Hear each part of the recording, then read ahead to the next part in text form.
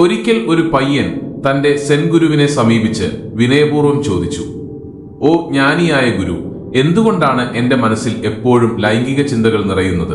അവ എന്റെ വിലയേറിയ സമയവും ഊർജവും കവർന്നെടുക്കുന്നത് എനിക്ക് വലിയ ബുദ്ധിമുട്ടുണ്ടാക്കുന്നു. ഞാൻ അറിയാതെ തന്നെ എതിർലിംഗത്തിൽപ്പെട്ടവരിലേക്ക് ആകർഷിക്കപ്പെടുന്നു." സെൻ ഗുരു ചെറുതായി പുഞ്ചിരിച്ചുകൊണ്ട് മറുപടി നൽകി, "പ്രിയപ്പെട്ട സുഹൃത്തെ, ആദ്യമായി നാം ഒരു കാര്യം മനസ്സിലാക്കണം. നമ്മുടെ ഉള്ളിൽ സ്വാഭാവികമായി നിലനിൽക്കുന്ന യാതൊന്നും അന്തർലീനമായി മോശമല്ല. അവയെല്ലാം നമ്മുടെ ജീവിതത്തിൽ ഓരോ പ്രത്യേക ലക്ഷ്യത്തെ സഹായിക്കുന്നുണ്ട്. കാമം എന്നത് നമ്മുടെ ശാരീരികമായ ആവശ്യത്തിൽ നിന്ന് ഉടലെടുക്കുന്ന ഒരു വികാരമാണ്. അത് എല്ലാ ജീവജാലങ്ങളിലും കാണപ്പെടുന്ന ഒരു സ്വാഭാവിക പ്രതിഭാസമാണ്. ലൈംഗികാസക്തി നാം പുറത്തുനിന്ന് നേടുന്ന ഒന്നല്ല, മറിച്ച് അത് നമ്മിൽ അന്തർലീനമായിരിക്കുന്ന ഒരു സഹജവാസനയാണ്. നമ്മുടെ ജീവിവർഗത്തിന്റെ നിലനിൽപ്പിന് അത് അത്യന്താപേക്ഷിതമായ മനുഷ്യ അസ്തിത്വത്തിന്റെ ഒരു സ്വാഭാവികമായ ഭാഗമാണ്. ജിജ്ഞാസയോടെ ആ പയ്യൻ ചോദിച്ചു, "ഗുരുവേ, ലൈംഗിക കാമം നമ്മുടെ ഇത്രയും സ്വാഭാവികമായ ഒരു ഭാഗമാണെങ്കിൽ പിന്നെ എന്തുകൊണ്ടാണ് പല ആളുകളും അതിനെ ഇത്രയധികം അപലപിക്കുന്നത്?" സെൻ ഗുരു അതിന് മറുപടി നൽകി, "ലൈംഗികാഭിലാഷത്തെക്കുറിച്ച് സമൂഹത്തിൽ ഒരു വലിയ തെറ്റിദ്ധാരണ നിലനിൽക്കുന്നുണ്ട്. അത് നമ്മുടെ ജീവശാസ്ത്രത്തിൽ നിന്നും സഹജമായ ചോദനകളിൽ നിന്നും ഉടലെടുക്കുന്ന മനുഷ്യന്റെ ഒരു സ്വാഭാവികമായ ഭാഗമാണ്. എന്നിരുന്നാലും സാമൂഹികമായ കീഴ്വഴക്കങ്ങൾ, സാംസ്കാരികമായ വിശ്വാസങ്ങൾ, ഓരോരുത്തരുടെയും വ്യക്തിപരമായ അനുഭവങ്ങൾ എന്നിവയെല്ലാം നമ്മൾ ഈ വികാരത്തെ എങ്ങനെ കാണുന്നു, എങ്ങനെ പ്രകടിപ്പിക്കുന്നു എന്നതിനെ സ്വാധീനിക്കുന്നു. ചില ആളുകൾ ലൈംഗികാഭിലാഷത്തെ നിഷിദ്ധമായതോ ലജ്ജാകരമായതോ ആയ ഒന്നായി കണക്കാക്കാം. മറ്റു ചിലരാകട്ടെ അതിനെ തുറന്നു സ്വീകരിക്കുകയും ചെയ്യാം. ഒരു വികാരം അന്തർലീനമായി നല്ലതോ ചീത്തയോ അല്ല, നമ്മൾ അതിനെ എങ്ങനെ കൈകാര്യം ചെയ്യുന്നു എന്നതിലാണ് കാര്യം. ഏതൊരു ജീവനുള്ള വസ്തുവിനെയും പോലെ അമിതമായാൽ അമൃതും വിഷം എന്നതുപോലെ ലൈംഗികാഭിലാഷങ്ങളിലും അമിതമായി മുഴുകുന്നത് ദോഷകരമായി ഭവിക്കാം. ഉദാഹരണത്തിന്, ഭക്ഷണം കഴിക്കുക എന്നത് അതിജീവനത്തിന് അത്യാവശ്യമാണ്. എന്നാൽ നമ്മൾ അമിതമായി ഭക്ഷണം കഴിക്കുമ്പോൾ അത് നമ്മുടെ ശരീരത്തിന് ദോഷം ചെയ്യും. അതുപോലെ തന്നെയാണ് ലൈംഗികാഭിലാഷങ്ങളുടെ കാര്യവും.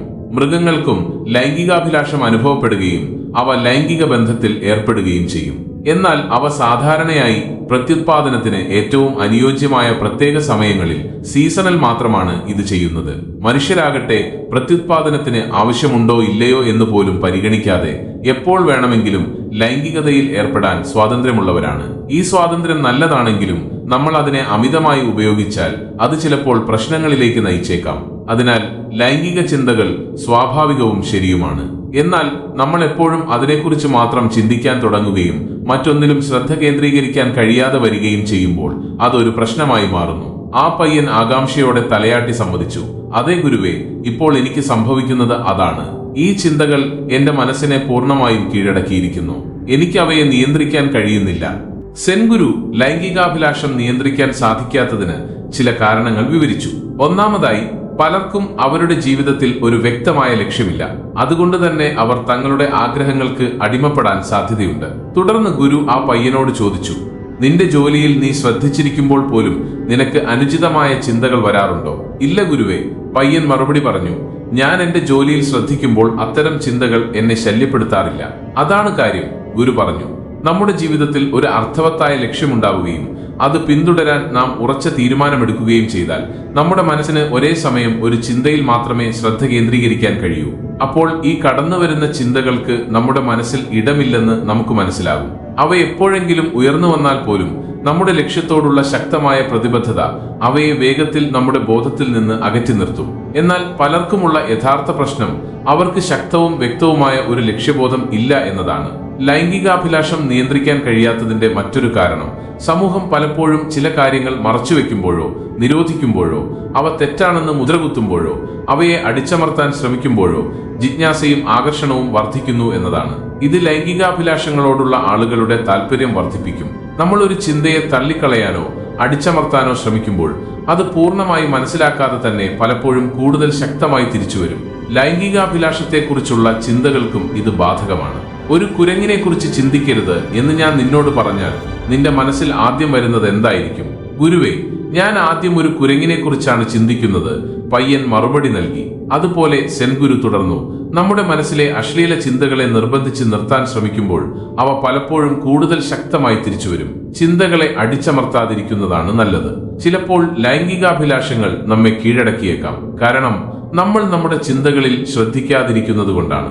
ഒരു ലൈംഗിക ചിന്ത നമ്മുടെ മനസ്സിൽ പൊന്തി വരുമ്പോൾ അത് പലപ്പോഴും സമാനമായ ചിന്തകളുടെ ഒരു പരമ്പരയ്ക്ക് കാരണമാകുന്നു. അങ്ങനെ നമ്മൾ അവയുടെ ഒരു ചങ്ങലയിൽ അകപ്പെട്ടു പോകുന്നു. ഇത് നമ്മുടെ ഊർജം നഷ്ടപ്പെടുത്തുകയും നമ്മുടെ മനസ്സിൽ എന്താണ് സംഭവിക്കുന്നതെന്ന് നമ്മൾ അറിയാതിരിക്കുകയും ചെയ്യും. അതുകൊണ്ടാണ് നമ്മുടെ ചിന്തകളെക്കുറിച്ചും നമ്മുടെ മനസ്സിൽ എന്താണ് സംഭവിക്കുന്നതെന്ന് അറിയേണ്ടത് വളരെ പ്രധാനമാണെന്ന് സെൻഗുരു പറഞ്ഞു.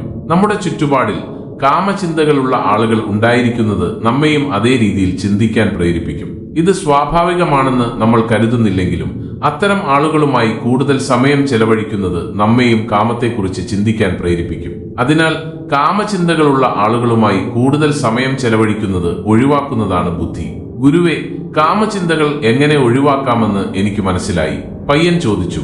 പക്ഷേ നമുക്ക് എപ്പോഴെങ്കിലും നമ്മുടെ ലൈംഗിക ഊർജത്തെ പൂർണ്ണമായും മറികടക്കാൻ സാധിക്കുമോ? ഗുരു തുടർന്നു, ഒന്നോർക്കുക, നമ്മുടെ ലൈംഗിക ഊർജത്തെ പൂർണ്ണമായി ഇല്ലാതാക്കാൻ സാധ്യമല്ല. പുതിയ ജീവനുകൾക്ക് ജന്മം നൽകാനും മനുഷ്യവംശത്തെ നിലനിർത്താനും പ്രകൃതി നൽകിയിട്ടുള്ള ഒരു സ്വാഭാവിക ശക്തിയാണത്.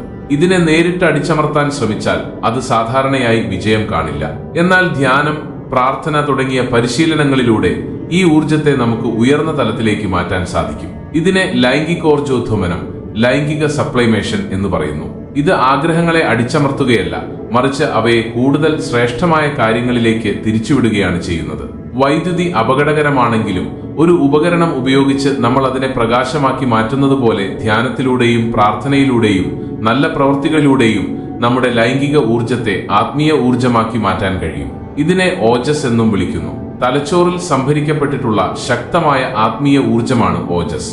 ധാരാളം ഓജസ്സുള്ള വ്യക്തിക്ക് ഉയർന്ന ബുദ്ധിയുണ്ടാകും. അവർക്ക് ആകർഷകമായ കണ്ണുകളും ഒരു കാന്തിക വലയവും ഉണ്ടായിരിക്കും. കുറഞ്ഞ വാക്കുകൾ കൊണ്ട് പോലും മറ്റുള്ളവരെ സ്വാധീനിക്കാൻ അവർക്ക് കഴിയും. ധ്യാനത്തിലൂടെ അവർ കണ്ടുമുട്ടുന്ന എല്ലാവരിലും ഒരു ശാശ്വതമായ സ്വാധീനം ചെലുത്താൻ അവർക്ക് സാധിക്കും. ലൗകിക സുഖങ്ങളെ അപേക്ഷിച്ച് വളരെ നിസ്സാരമായി തോന്നുന്ന ഒരു ആഴത്തിലുള്ള ആന്തരിക സമാധാനം നിങ്ങൾ കണ്ടെത്തും. ചിന്തിക്കാനോ കാര്യങ്ങൾ ചെയ്യാനോ ഉള്ള നിങ്ങളുടെ കഴിവ് നഷ്ടപ്പെടുകയല്ല, മറിച്ച് നിങ്ങൾ അതിനെ അതിജീവിക്കുകയാണ് ചെയ്യുന്നത്. ധ്യാനം തുടരുമ്പോൾ ഈ ലൗകിക കാര്യങ്ങൾ പക്വതയില്ലാത്തതും താൽക്കാലികവുമായ അനുഭവങ്ങളായി നിങ്ങൾക്ക് ബോധ്യപ്പെടാൻ തുടങ്ങും. ആ പയ്യൻ ആകാംക്ഷയോടെ ചോദിച്ചു, ഗുരുവേ, ധ്യാനം ഞാൻ എങ്ങനെയാണ് ആരംഭിക്കേണ്ടത്? സെൻഗുരു ശാന്തമായി മറുപടി നൽകി, നിങ്ങൾ ഒറ്റയ്ക്ക് സമയം ചെലവഴിക്കുന്നതിലൂടെ തുടങ്ങുക. നിങ്ങൾ നിങ്ങളോടൊപ്പം കൂടുതൽ സമയം ചെലവഴിക്കുന്തോറും നിങ്ങൾ സ്വയം കൂടുതൽ ആഴത്തിൽ മനസ്സിലാക്കും. നിങ്ങൾ സ്വയം നന്നായി അറിയുമ്പോൾ ഭൗതികമായ സുഖങ്ങളോടുള്ള ആകർഷണം കുറയുകയും നിങ്ങളുടെ മനസ്സിനെ അലട്ടുന്ന ചിന്തകൾ ക്രമേണ ഇല്ലാതാവുകയും ചെയ്യും.